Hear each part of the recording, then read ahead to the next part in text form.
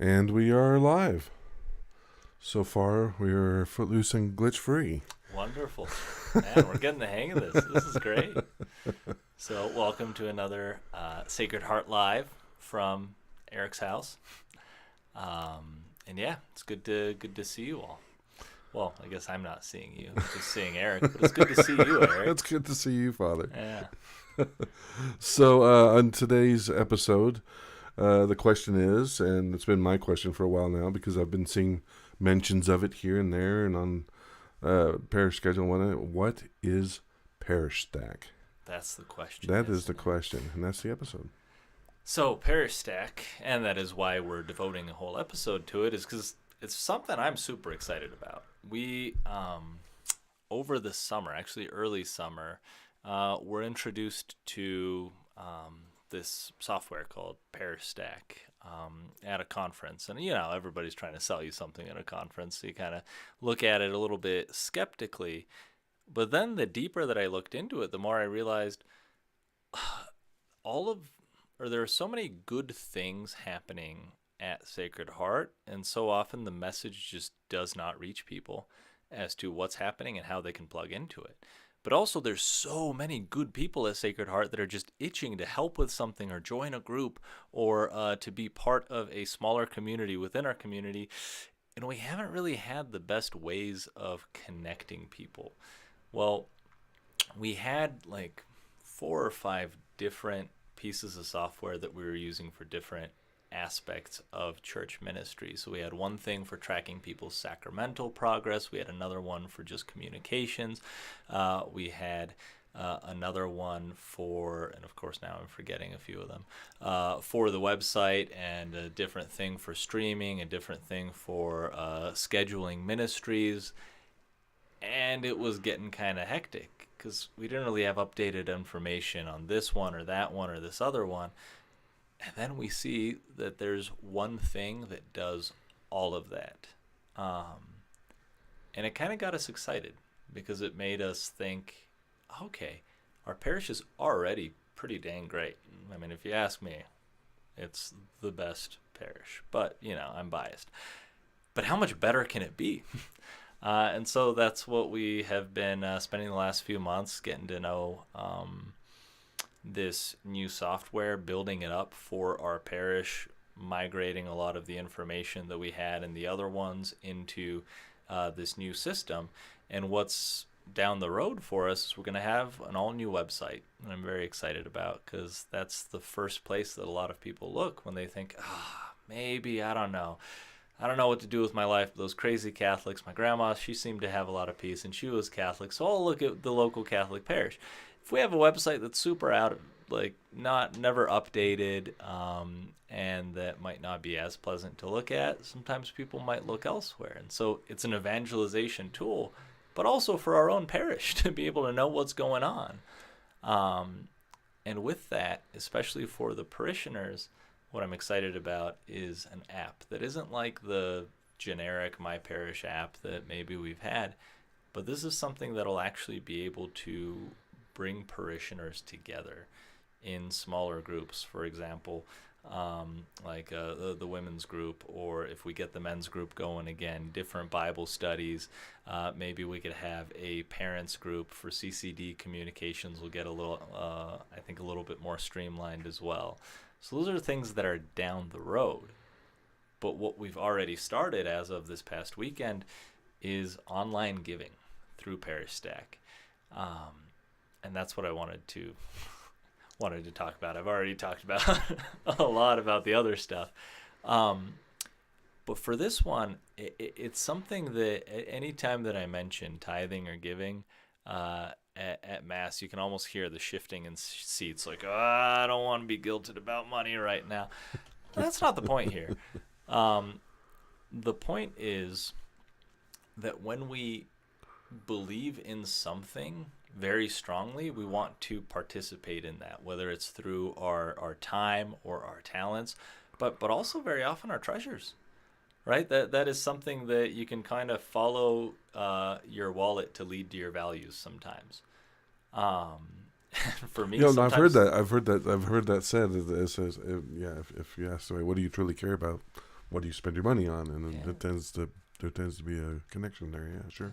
Yeah, and that's been convicting for me in the past too, where I realize like, oh, I'm preaching this stuff, and I'm like, wait, yeah, I need to look at how much I actually gave to the ACA or to whatever. Um, but I don't think that. So the elephant in the room is that pretty much every Catholic parish I've ever encountered, ours included, has a tiny percentage of the people that carry almost the entire load of financially supporting the mission. I want to be a different parish where everybody gives what they can, but prays about that and really tries to say, you know what, I do value this. On our end, that means we got to be transparent with like, okay, what's this money going to? What do we need it for? Do we just want a bunch of zeros in the account? No, we want to be able to have adequate facilities and adequate staff to be able to live out this mission as well as possible. And what's the mission? It's pretty simple. It's bringing Jesus to people and people to Jesus. But we do, I would say, incredible things with a very small staff and with somewhat old facilities. And Did you say somewhat? Okay. Yeah, maybe more than somewhat. Maybe somewhat ancient No, facilities. teasing. I can't say that though, because my dad is as old as the church, and if I say that, he'll be mad at me. Well, actually, no, he's as old as the school building. But in any case, buildings get rickety after a while. But I just often dream about how much more we could be doing.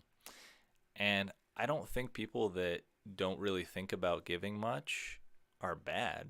I just think they're often not given the opportunity. Maybe they think, oh, I have to give by check. I'm terrible at remembering to write the check, bringing the envelope, whatever the case may be. They might say, I don't really carry cash on me anymore. So when the basket comes, I just kind of feel a little judged and like throw a crumpled dollar in there.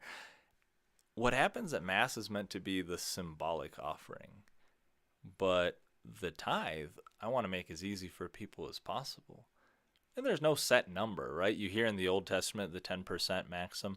That was a guideline, but that's not like we're going to be wanting your income statements or anything like that. What we want is that everybody ask that question of, Lord, how much realistically can I be contributing regularly? Because that's part of our own spiritual growth, is to be able to say, Lord, I thank you for all that you've given by giving you back the first fruits. You read that from the first pages of Scripture all throughout Old and New Testaments. Now that happens in various ways. Some people have some periods of their time where they're like, I don't have anything to give. You know, that's fine. Like in terms of like money. Well, how can you still be serving the church in another way? There's one guy who's actually thinking about the priesthood. If you could pray for him. He's not from our parish, but I was talking to him, and he wanted to do a project for the archdiocese using his skill set that he had acquired in school. And he was like, yeah, I just got to make up for the past few years of not tithing a penny because I'm a broke college student. I was like, it's okay. We don't expect people to go beyond their means.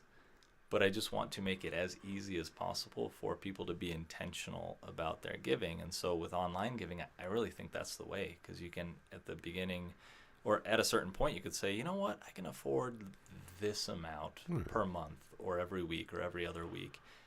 And I'm just going to set up this recurring payment so that it isn't contingent on whether I remembered my checkbook or the envelope or whatever the case may be. Or when I'm traveling, my parish isn't like, okay, got to tighten up the budget because it's summer and everyone's gone. So from what I'm understanding, Father, you basically, you go into the system, you set up a schedule or a recurring time, say weekly, monthly, maybe less than that, maybe biannually or whatever. Mm-hmm. And then you set a dollar amount, and then kind of like automatic bill pay you would do for your mortgage or your car, and it would just kind of come out on the date you set for the amount that you set, and I wouldn't say just click it and forget it, but I mean it's very convenient. Set it and forget it. But it's very convenient. Well, no, but it's the same way that we approach any other important spending. Right. We very often do it online, but we have a plan with it, and it's part of the budget. And I would just invite people, like, yeah, think of your tithing that way as well. And there are people who already give online through, or have been giving online through our old system, and some of them manually put it in every month or every 2 weeks, and they set that dollar amount differently sometimes because it might fluctuate for their lives, their budgets, and whatever. What I like about this is that you can make those changes super easily just by clicking on the link, and it remembers your info, and so you don't have to have special logins or anything like that. And you are able to cancel it when you need to. You don't have to sheepishly call the office and say, like, hey, can you cancel the payment? I think that's sometimes why people don't want to set something up like that, because if their situation changes, they feel locked into it. Right, but whereas, yeah, sure. like, I mean, you shouldn't. We're not going to judge you for anything. No, but I understand what you're saying. Yeah, something could happen, you know. But yeah, like you said, you just go in and just make an adjustment on quickly and yeah, it's not like a contract or committal. Yeah, or you like, can even put a note to your payment saying, I will drop $1 for every time Father goes over 20 minutes in his homily. Please don't, because we will run out of money immediately. Yeah, another cool thing is that you can easily specify where you want those funds to go. Oh, really? Yeah. So within the parish. Oh, yeah. So you can say, okay. I want this to go to the building fund, or I want this to go to just general tithes and offerings, or I want this to be for the needy specifically. And you can have various recurring payments or recurring donations to any of those. Or if we have a special collection, there's an option that just says this week's special collection. And so what I like is that it gives you the opportunity to tailor your giving according to your needs and desires and circumstances. And your conscience. Yeah. Very Yeah, good. that thing. Very good. I'm understand. So does that mean Flocknote is going away? We didn't mention it. We will phase out Flocknote once we have certainty that all of the information has come over to Parishstaq, which sometimes we'll refer to it as PushPay. It's the same company. PushPay is the parent company. Parishstaq is this particular product. Application name or whatever. Yeah. Okay. But yeah, so we'll be using this for communication to the parish as well. And one other thing is, like, one cool thing with the giving side of things is you can see your giving history at a glance, and it's migrated over from all of your giving history before. And say you give by check or by cash, we input that in there as well, so that you can also have more immediate access to that part of your financial life. And if you want a giving statement, you don't have to go through calling the office and things like that. You have access to it at any time. And so for tax purposes, sometimes people request an end-of-year giving statement. Now you can find that on your own. But as you said with conscience, like, as you're praying through it, you can say, like, good, because sometimes for a lot of people it might be like, Lord, thank you so much for giving me a generous spirit. Like, I really have been giving to this, and that's something that I just want to commend. Like, that's beautiful. As I said, this isn't to, like, guilt people into click here and pay now.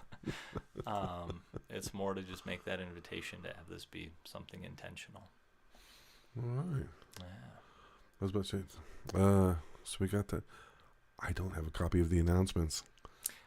So you're in luck, because there's nothing particularly new going on, except something a little bit down the road, which is not this weekend, but the next. We're going to have those who have been going through our 8-week adult confirmation class will be receiving their confirmation. And that'll be at the end of next week, but please do pray for them over these next days, because it's an exciting time.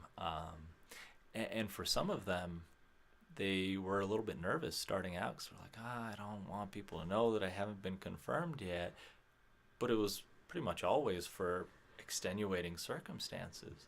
But I just think, what a beautiful generosity of spirit that they were like, yeah, this kind of makes me uncomfortable, but I'm going to do it because I want more Jesus. That's what the sacraments are. They're always more Jesus.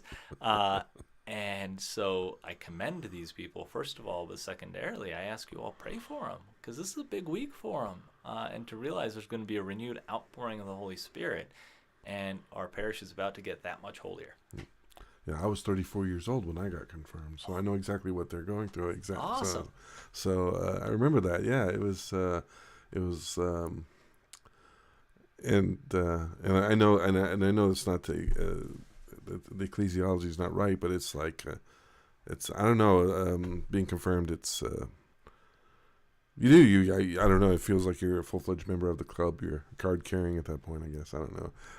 It's the fulfillment of the initiation. Well, I guess with Holy Communion, but I don't think you're off there. I think that is, and that's why it's one of the requirements for someone to be a sponsor for baptism. It's like you can't help someone be initiated if you're not fully initiated.